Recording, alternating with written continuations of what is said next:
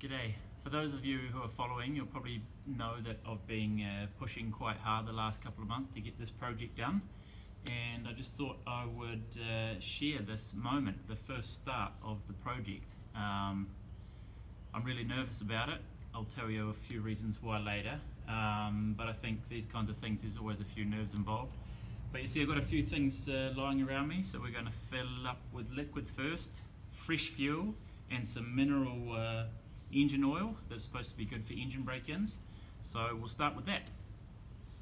So the manual states 1.6 litres of engine oil after engine overhaul. So that's a little bit more than what you'd normally fill up, but I guess that's because everything's completely drained out.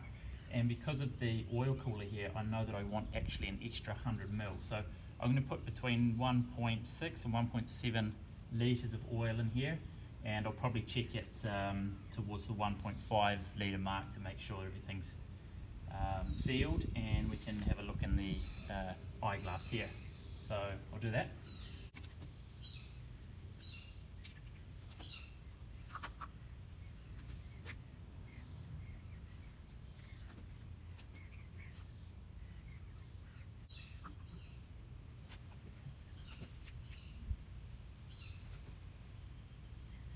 Here we go, a little bit of oil on that, a little bit more. Might need topping off a bit later, but that's probably good enough for now.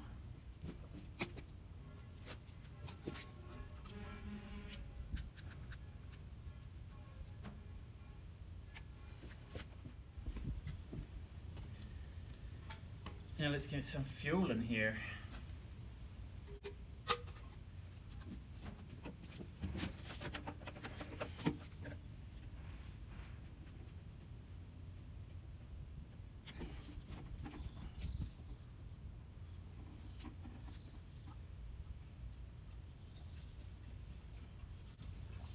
This is also the first time the tank's seeing fuel since the rebuild, so I want to make sure that there's no leaks, especially at the petcock.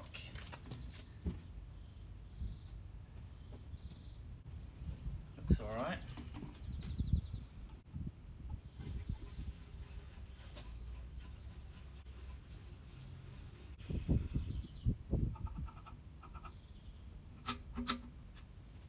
Great. So now we've got liquids in the bike, we've got our engine oil and our fresh fuel. I'm going to check for spark and then compression. Everything else is sort of torque down, torque tight, button down. So let's do those two things.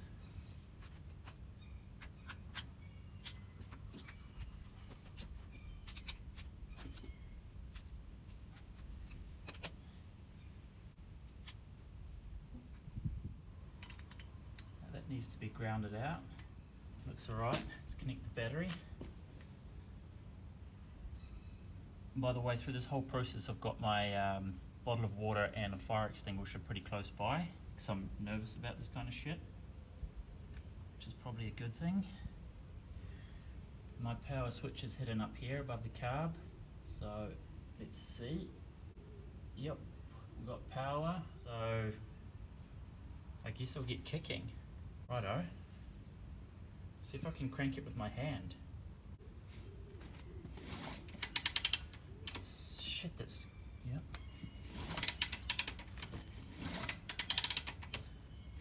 Yep, there's good spark there, that's for sure. I can hear it too. Okay.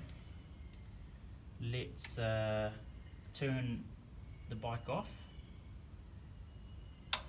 So we had good spark. And from what it feels like, it's got really good compression too. So let's check that, just to be absolutely sure.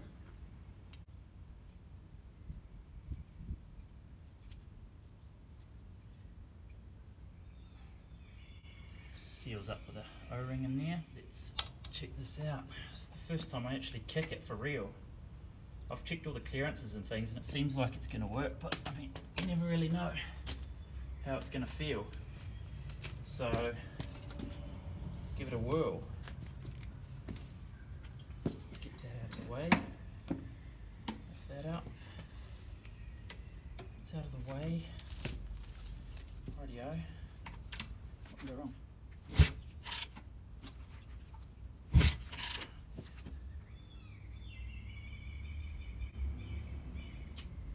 That's no good, we're barely getting 60 psi. Maybe it's like that on a freshly built engine.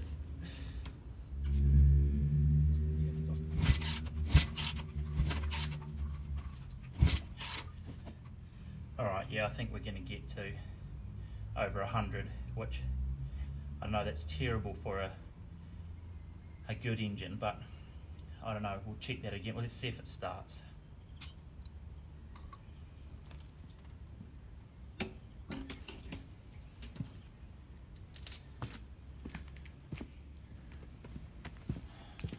So,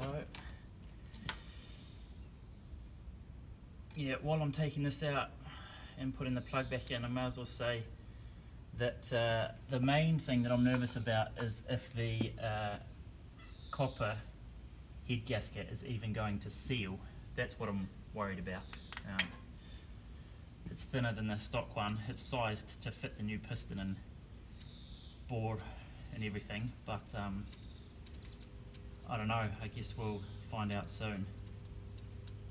And all the clearance of the piston and the valves and everything worked in on paper, and turning it over like this, but I mean, I guess you're just still nervous about it.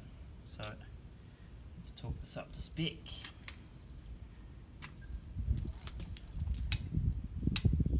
Alright.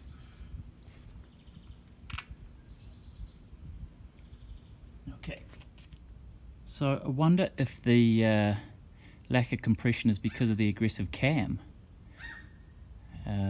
Anyway, so you may be wondering what my start procedure is going to be.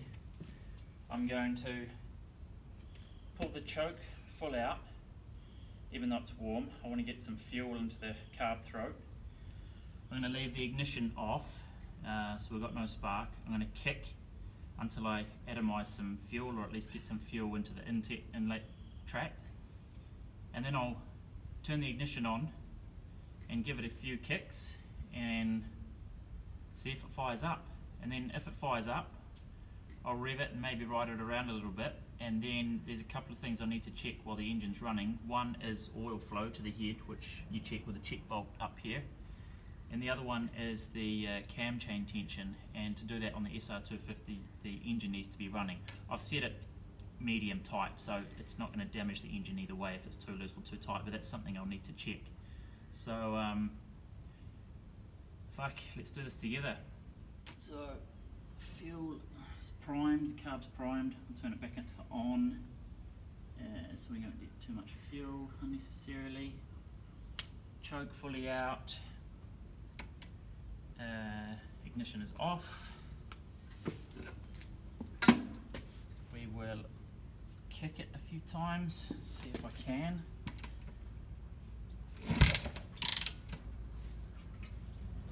Let's try and get it. There's no decomp, so sneak it over top dead center, give it a kick. I think I'll do that 3 times. Over top dead center, give it a kick. Now, with the engine on, or with the ignition on. Jesus. Let's see. Same procedure. I'll actually turn the ignition off until I have the piston in the ready to kick position. So I want it right there, actually, just past top dead center. Sneak it over. Back on. We'll give it a good kick, see what happens.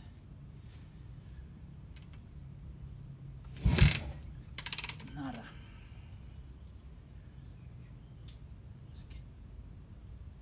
Yeah, should have got a decomp like the XT250. Nada. Chokes on. Oh fuck, completely wrong piston position. electric leg ain't all that bad, and that's why I've got my big boots on. Fucking nothing.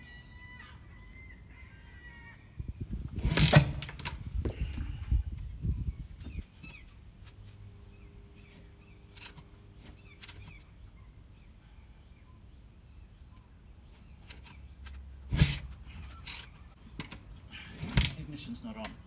Just gonna try and do this for a bit.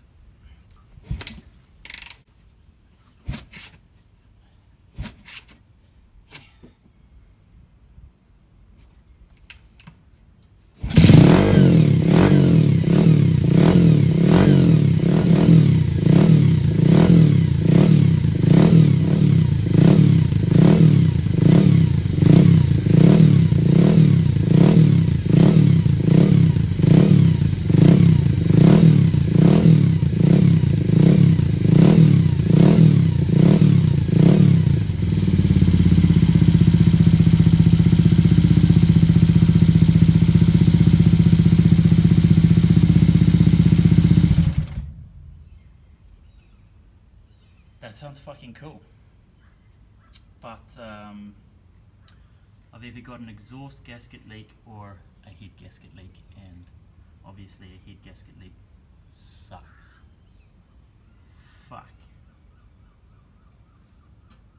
So a leaking head gasket is not one of those things that's going to solve itself. I'm probably going to have to pull the head, pull the cylinder, take it into a shop and do what I should have done from the beginning, which is O-ring the copper head gasket.